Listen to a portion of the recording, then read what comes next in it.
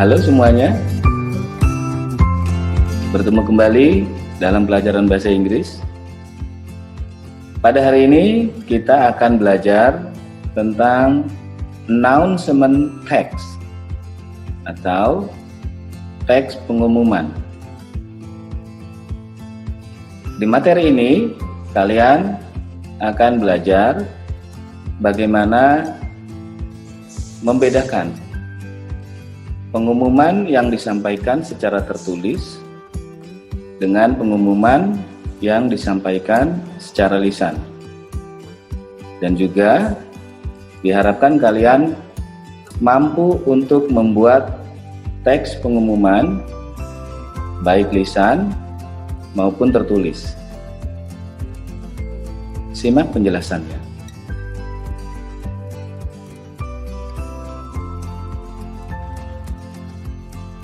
Today, we are going to learn about announcement. In Indonesia, pengumuman. Okay, now what is announcement text? Announcement text is statement text or official writing that informs the general public about something or information. In announcement text, there are several types, such as giving grief material. Ini yang berhubungan dengan berita duka. Reporting of the missing. Announcement of job vacancies. Pengumuman tentang apa ini? Lowongan pekerjaan. Create advertisement. Ini berhubungan dengan periklanan. Activity or event report. Laporan kegiatan atau laporan satu acara. Government appeal. Himbauan pemerintah. Announcement of school activities. Pengumuman tentang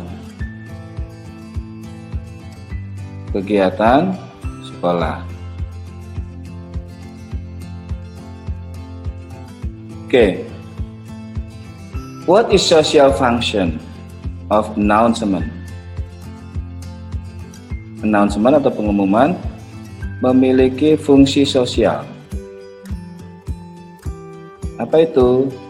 The social function of the announcement text is to provide or convey information about an event, job vacancies, new student admission, and so on.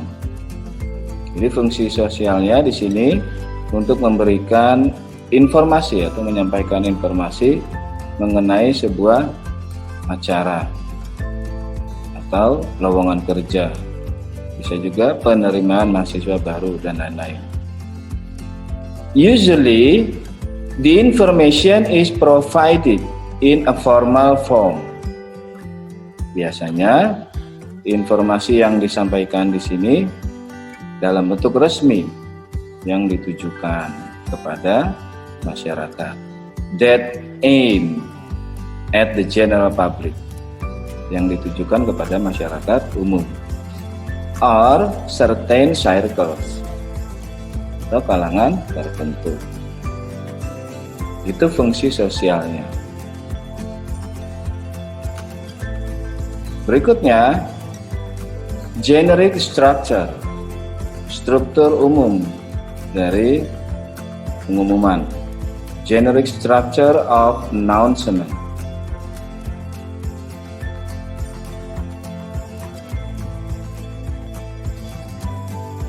Struktur umumnya apa saja? Number one, title, judul. This is the most important part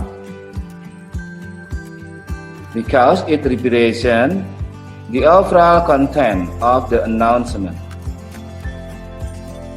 Ini merupakan bagian yang paling penting karena mewakili dari isi keseluruhan pengumuman tersebut. Even so, sometimes it is not clearly stated. Namun demikian, kadang tidak disebutkan dengan jelas. Kenapa? Pemberian judul di dalam sebuah pengumuman itu melihat bagaimana cara menyampaikan pengumuman tersebut. Apakah secara tertulis ataukah secara lisan. Jika itu disampaikan secara lisan, bisa saja itu tidak dicantumkan judulnya. Tapi kalau disampaikan secara tertulis, ini biasanya dilampirkan atau dituliskan judulnya. Pengumuman tentang apa? Oke, next. Explanation. Penjelasan. Jadi tadi bagian pertama ada judul, bagian keduanya ada penjelasan. In this section contains more information about an announcement. Pada bagian ini berisi tentang informasi lebih lanjut tentang satu pengumuman. Jadi di sini sifatnya keterangan detailnya. Itu ada di bagian penjelasan. Usually consists of basic information. Yang biasanya terdiri dari informasi dasar, which includes, yang mencakup apa saja? Type of activity, jenis kegiatan, or type of event. Date and time, tanggal dan waktunya. Place, tempat. Participant, pesertanya. And person or address to contact, atau contact person. Harus ada alamat yang bisa dihubungi ataupun orang yang bisa dihubungi. Ya, diingat-ingat di bagian penjelasan di dalam sebuah pengumuman itu harus ada type of activity yang pertama, jenis kegiatannya apa, and then date and time, tanggal dan waktunya. Kemudian place, tempatnya di mana dilaksanakan kegiatan itu. Partisipan, pesertanya siapa yang mengikuti. Dan orang yang bisa dihubungi, contact person. Ya, itu harus ada di dalam sebuah pengumuman. Oke, next. Linguistic element. Unsur kebahasaan. Unsur kebahasaan di dalam teks pengumuman.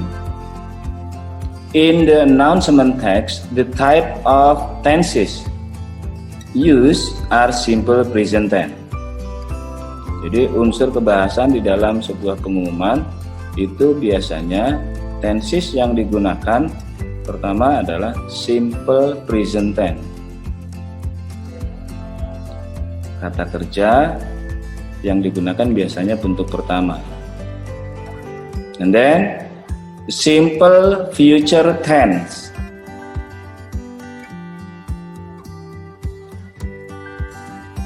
Simple present tense. Rumusnya apa? Present tense. Polanya biasanya digunakan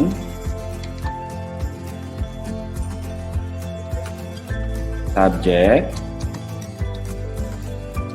plus verb 1 yang biasanya ditambahkan s atau is. baru ditambahkan objek. For example,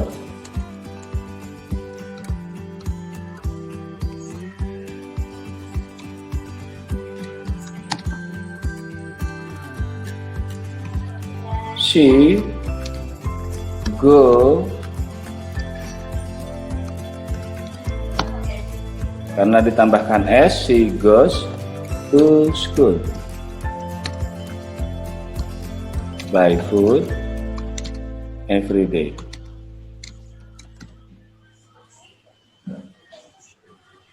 She goes to school by foot every day. She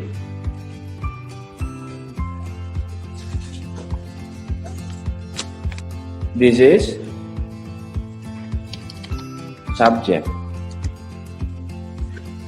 Goes verb 1 plus es.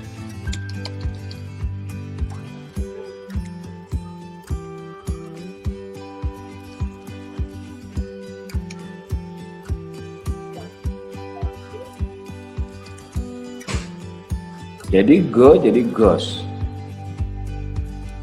To school by foot every day. Ini objeknya.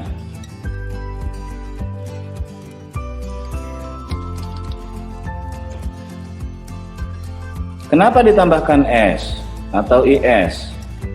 Tergantung subjeknya. Ini subjeknya she.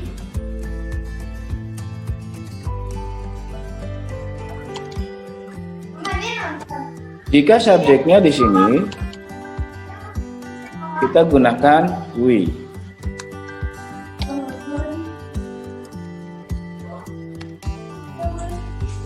Kalimatnya sama, cuma ganti subjeknya. We go to school by public transportation, misalnya. Public transportation.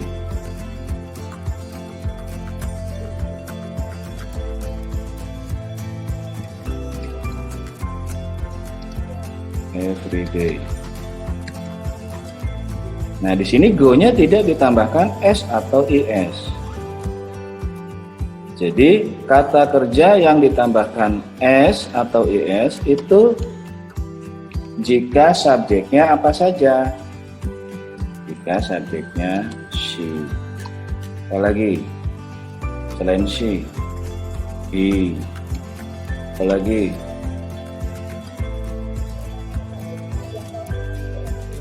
it, ya, subjeknya it.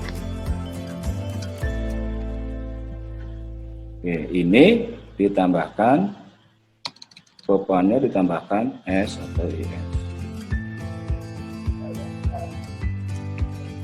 Verb 1 plus is.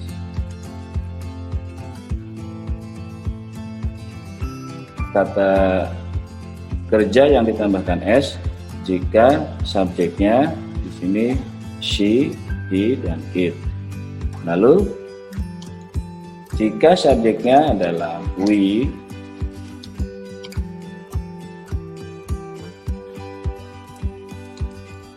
I do. I, we, you, they. Maka di sini kata kerjanya tidak ditambahkan s atau is, cukup verb 1.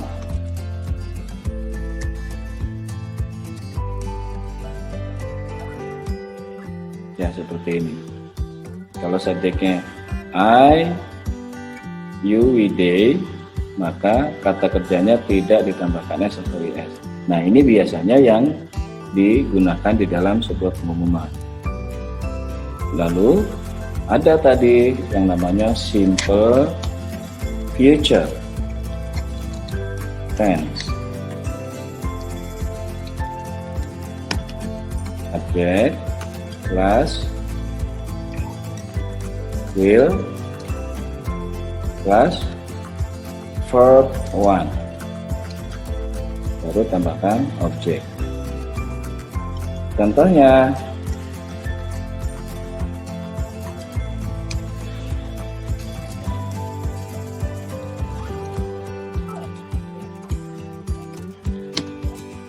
misalnya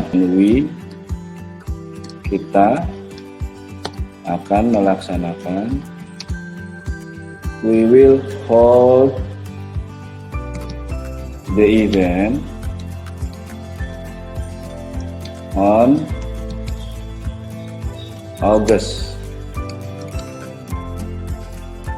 18, 2020. Will hold. Verb 1-nya apa? Hold. Hold-nya ini verb 1. Apalagi? Misalnya, the winner will get interesting prize of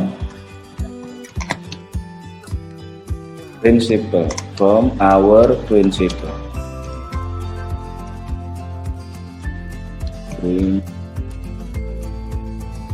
Para pemenang akan mendapatkan hadiah menarik dari kepala sekolah kita. Oke, ini juga sama. Will, kemudian diikuti verb 1.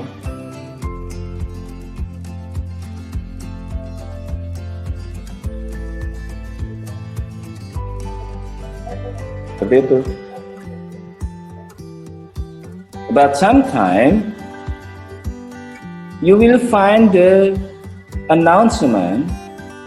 Namun terkadang kalian akan mendapatkan sebuah pengumuman yang mempunyai polanya subject plus will be plus verb 3. Contohnya apa? The competition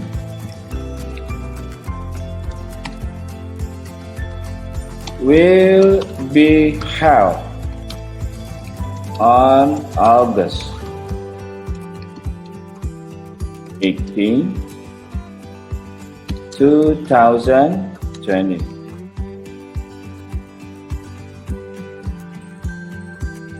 Oke, biasanya pakai polanya ini. Ini akan dijumpai kan oleh kalian biasanya. Ya. Oke, kita lanjut lagi ke contoh. Oke, tadi unsur kebahasaannya ya, unsur kebahasaan. Tenses yang digunakan biasanya menggunakan simple present tense dan simple future. Oke, now look at the example of announcement. Look at the example number 1. Announcement. National Education Day commemoration. National Education Day commemoration. Oke, karena pengumuman ini disampaikan secara tertulis, maka di sini dituliskan judulnya. Judulnya apa di sini? Peringatan Hari Pendidikan Nasional.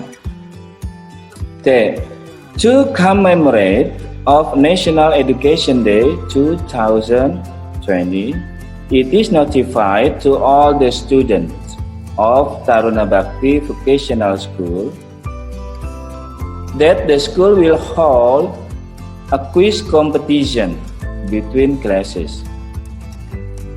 Untuk memperingati Hari Pendidikan Nasional tahun 2020, disampaikan kepada seluruh siswa SMK Taruna Bakti atau Sekolah Kejuruan Taruna Bakti bahwa that the school will hold a quiz competition between classes. Sekolah akan mengadakan lomba cerdas cermat antar kelas, which will be held, yang akan dilaksanakan on 23 to 24 April 2020 in the auditorium of Taruna Bhakti Vocational School. We hope for each class enrolled for people's representative, for people's. Thus, we submit this announcement. Demikian kami sampaikan pengumuman ini. Thank you for your attention. Depok, 16 April 2020. Chairman of the Student Council, Aulia Putritia. Sekarang kita lihat contoh yang kedua. Attention please. Oke, karena ada tulisan attention please, ini tidak mungkin pengumuman ini disampaikan secara tertulis. Pasti kalau ada tulisan attention please, ada kata-kata ini berarti disampaikan secara lisan, orally. Makanya di sini tidak dituliskan judulnya. Bayangkan jika kamu sampaikan pengumuman melalui pengeras suara, ada judulnya. Pengumuman, judul pengumuman ini adalah didengarnya pun nggak enak. Ya, jadi jika pengumuman itu disampaikan secara lisan, itu tidak disebutkan judul pengumumannya. Oke, attention please. All students of Taruna Bhakti Vocational School are invited to join some competition that will be held on 17 August 2019. Kalau sekarang tahun 2020 kita ganti 2020 to celebrate Indonesian Independence Day, untuk merayakan Hari Kemerdekaan Indonesia. There will be poster design. Di sana lombanya apa saja? Ada lomba desain poster. Sing the national anthem in a group. Menyanyikan lagu-lagu nasional dalam grup, ini biasanya paduan suara. And many other interesting competition. Dan lomba menarik lainnya yang masih banyak lomba lain. Registration will be held on 10 to, kalau ini ada kodenya TH di sini, bacanya bukan 5 tapi 15. Jangan dibaca 15. Kalau angka 5 saja dibaca 5, tapi kalau sudah belasan biasanya 5. Ulangi. Registration will be held on 10 to 15 August at Osis Road. Don't miss it. Free registration, but full of amazing prizes. For more information, contact our chairman of the Student Council. Untuk informasi lebih lanjut, hubungi ketua OSIS kita. Okay, this is example about announcement. Okay, your task, you must make an announcement about anything. Ya, kalian harus membuat sebuah pengumuman tentang apa saja. Ingat, di dalamnya harus ada bagian-bagian tertentu. That contain type of activity, date and time, place, participant, and person or address to contact, atau contact person. That's all about announcement text for today. See you in the next video. Assalamualaikum warahmatullahi wabarakatuh.